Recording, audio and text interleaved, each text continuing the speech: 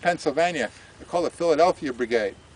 You add the two together, there are 6,000 Union soldiers in a 300-yard front. There are 122 Union cannons from Cemetery Hill down along the ridgeline all the way to Little Round Top, all pointing the muzzles into this field.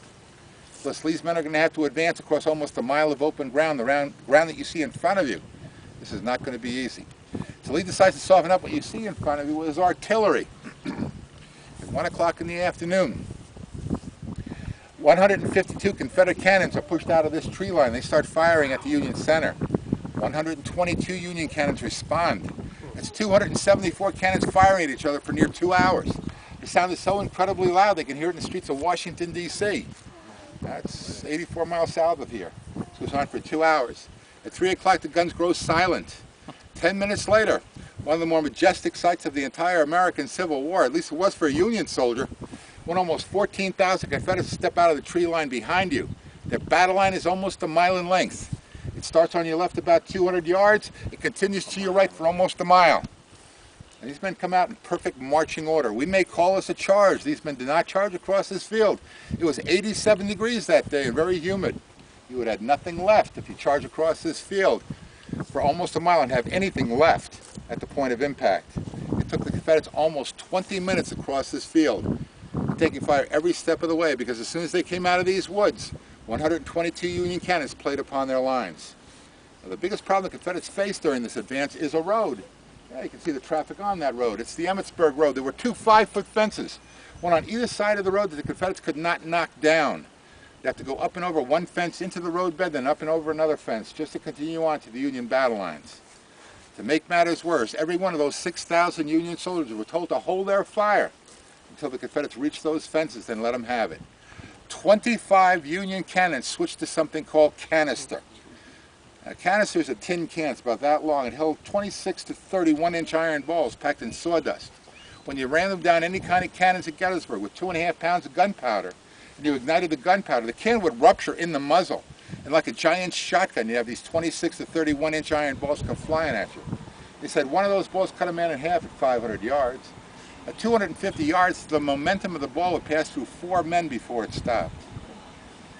To give you an idea how severe the fire was directed at the Confederates coming over those fences, and how brave a man you had to be to get up and over both fences and still continue. The park here has on display an original piece of the fence line. It's 3 inches wide, it's 8 feet long. It has 268 bullet holes in it. They said there were heaps and heaps of dead Confederates on either side of either fence. There was so much Confederate blood in the Emmitsburg Road, it was ankle deep in low places. And after the battle, the victorious Union Army would bury 522 dead Rebs just along the sides of the road. But yet they continued. Not all of them, but 1,000 men continued. And they pushed on, and they hit the first line of Union defense at the west wall. Again, 60 yards this side of the main Union battle line. In a fight with those 1,600 Union soldiers for 5 minutes, it is a Confederate success. It is a Confederate success.